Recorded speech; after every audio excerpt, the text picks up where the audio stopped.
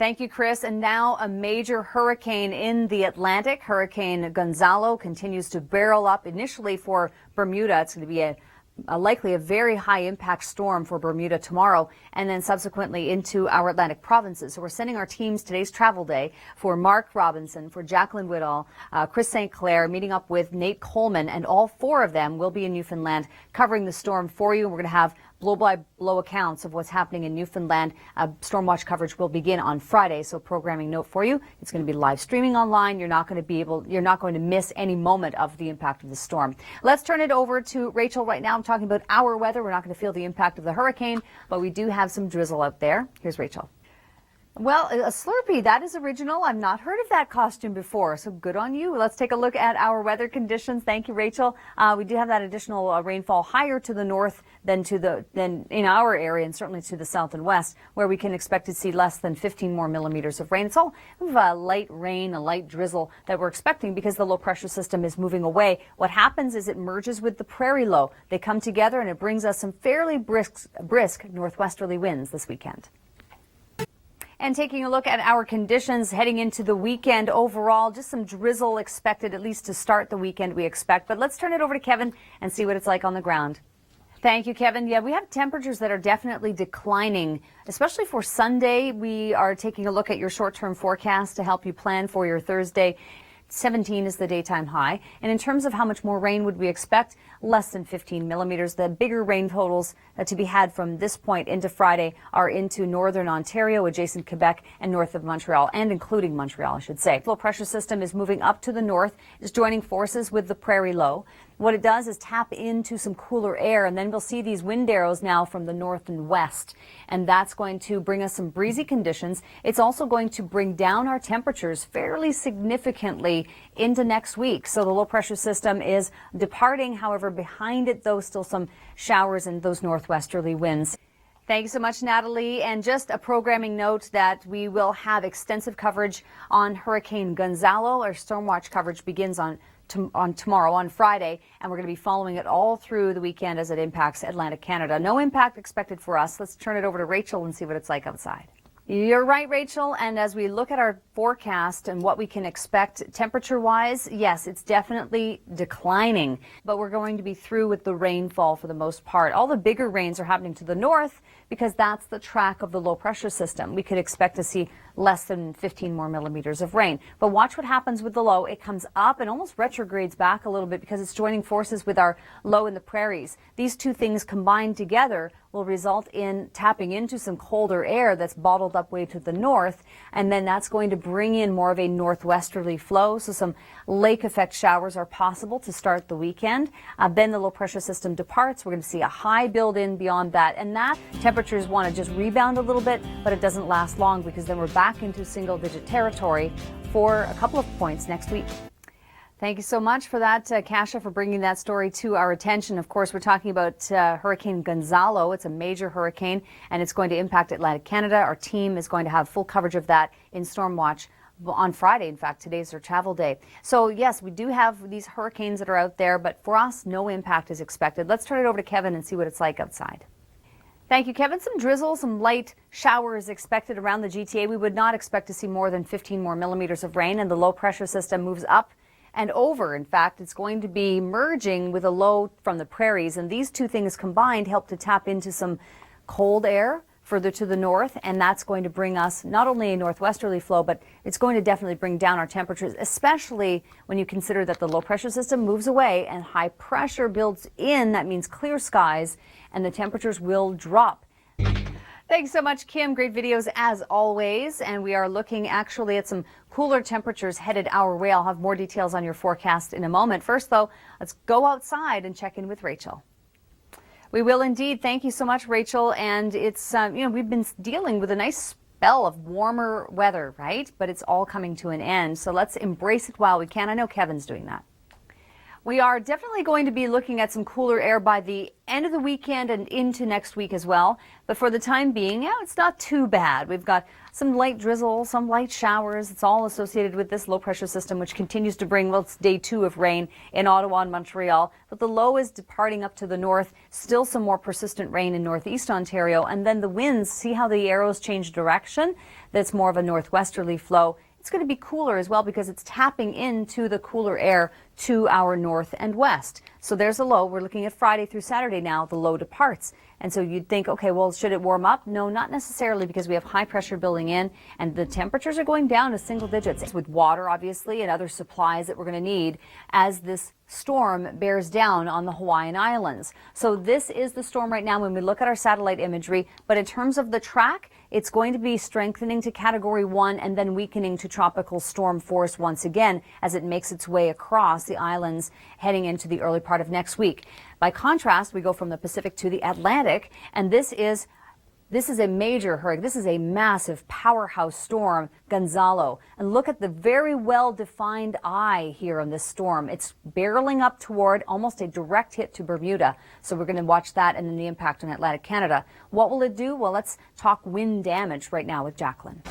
Well, Jacqueline, as well as Mark Robinson, Chris St. Clair, joining forces with Nate Coleman. So a team of 4 people will be covering this storm live for you from Newfoundland. And our storm watch coverage on Hurricane Gonzalo will begin on Friday right here on the Weather Network. We'll have live streaming online as well as on mobile too.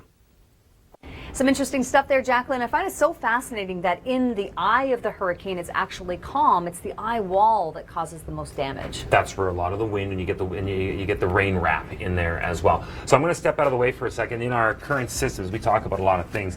That's actually where Gonzalo is situated. We're looking at this being a Category 3 through Bermuda. Through teeny weeny Bermuda is not much bigger than St. John's itself as far as area and landmass. And what we were just talking about behind the scenes here is the fact that the track is going to be making its way across Bermuda in such a fashion that the worst of the winds of the eye wall will be on Bermuda itself, the eastern flank of the eye wall. So it's really sad to say, but the original track path for Gonzalo back at the beginning of the week, this was, we also have Leslie and Igor and Ophelia in here, and this one's now starting to take, we were looking at this earlier in our briefing, more of an Ophelia track now. Yeah, I mean, it's tracking at this point. It continues, the computer models keep taking it further east, so right now it's looking more like an Ophelia, but just slightly off, almost sort of between the two at this point. But there could be some more changes, and that's why we need to keep tabs on this so closely. BC, but let's start off with our big story, and that is Gonzalo. This is a major hurricane, Category 4 now. It continues to barrel up toward Bermuda. 150 kilometer per hour winds as it goes through Newfoundland. All right, but let's check in with Nate. He's on the ground out in Atlantic Canada.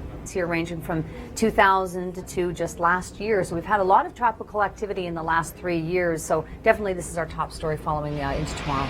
Where a lot of festivals happen throughout the year, both spring, summer, and fall, not necessarily the winter time. Well, we have warnings in place. We'll start things off with a look at the north coast inland sections of BC. It was, again, just outside of Montreal. It was almost 29 yesterday, and the hot spot just outside Montreal again yesterday was close to 26, 27, so it's been good. Yeah, the upper North Shore does have a rainfall warning in place. Other than that, I mean, it's, it's all about the heat that we've been experiencing in many parts, not only eastern Canada, but that's on the way, though. Actually, the low pressure system in the prairies merges with the one in Ontario and becomes a weather maker. But the cold front associated with that low is what will interact with Gonzalo. So that's why we're expecting it to move so quickly over Newfoundland in the coming days. And there will be wind and rain, and a story that we're going to continue to follow right here. Through Bermuda, and it's likely going to make a major impact there. Could be the strongest storm we've seen since Fabian back in 2003. And there's Bermuda, that little red dot. This is a massive powerhouse storm that's going to be moving up and into our Atlantic provinces. So we're watching that closely, and we'll be following it with Storm Watch coverage on Friday. Let's turn it over to Kevin and see what's been going on in terms of our weather in the GTA and in terms of what it's like on the ground. Kevin? Thank you, Kevin. And in terms of the temperatures that we will experience through the evening period, the mid-teens, low to mid-teens, and some drizzle, some light showers continuing. The low-pressure system makes its way more so to the north, and it continues to rain in northern Ontario, but then the system moves away and then high pressure comes in.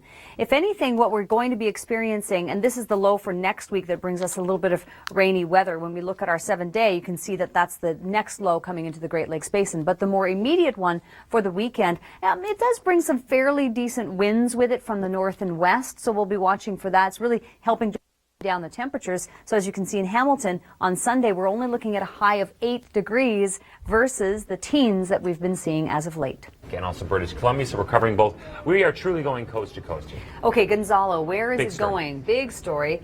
This is Bermuda right here. It's expected to make a major impact on Bermuda. What could be a Category 1 will be Chris St. Clair. But we also have Nathan will also be out there with Chris St. Clair, as Jacqueline will be with Mark Robinson, our storm hunter. Let's go to Nate now. And the last October storm to hit Newfoundland was actually Ophelia. Over 100 millimeters of rain, but now that it's become more of a certainty, this is where the warnings get issued.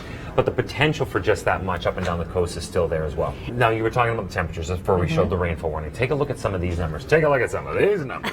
Some fairly long-standing records that have been broken. A lot of them have been. You talk about a cool down. This is what we're expecting today. Regina, around behind this departing area of low pressure, which you were mentioning earlier, merges essentially with Gonzalo. Yeah, I mean, it's the cold front and the interaction with the cold front that makes this storm so interesting. Of course, we're going to have storm watch coverage here on the Weather Network. We'd encourage you, though, to keep tabs on your locals coming up. This week, it is going to feel so much colder, and we can have some northwest winds setting up for us as well. In Toronto this evening, 14 with some scattered precipitation expected.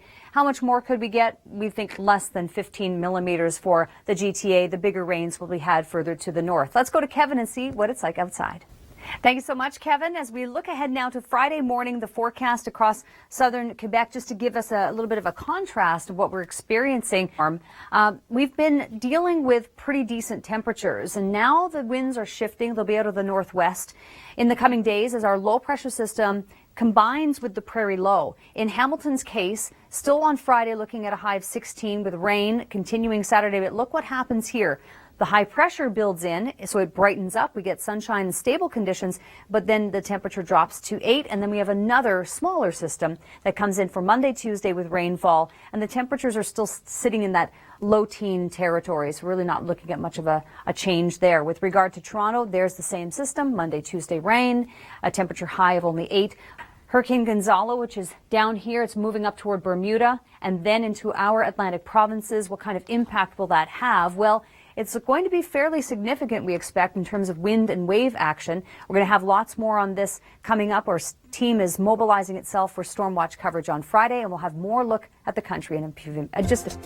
Thank you, Natalie. As we look at our weather highlights for today, there is a low pressure system in the eastern prairies that merges with the low in Ontario. That red circle is Hurricane Gonzalo, which is going to be making an impact on Atlantic Canada this weekend. We're going to have full storm watch coverage on that. This evening, temperature-wise, we have cooled down significantly now across the western prairies. This is definitely what we're going to be following. See how they merge together? This is drawing in now some cold air from the high pressure to the north and knifing it down into southern Ontario. So that means a northwesterly flow will bring down our temperatures. And then you can see this is the impact on Bermuda in terms of time frame for Friday. And then Saturday late, overnight, and into Sunday is when we're expecting to see the impact on Newfoundland, and that's where our team will be. So we're certainly going to be following that closely here on TV. Lots of updates as well as online. We'll be live streaming our feed as well. So we'll be on top of that for sure. Pleasant weather here. It's building heat, in fact, across the prairies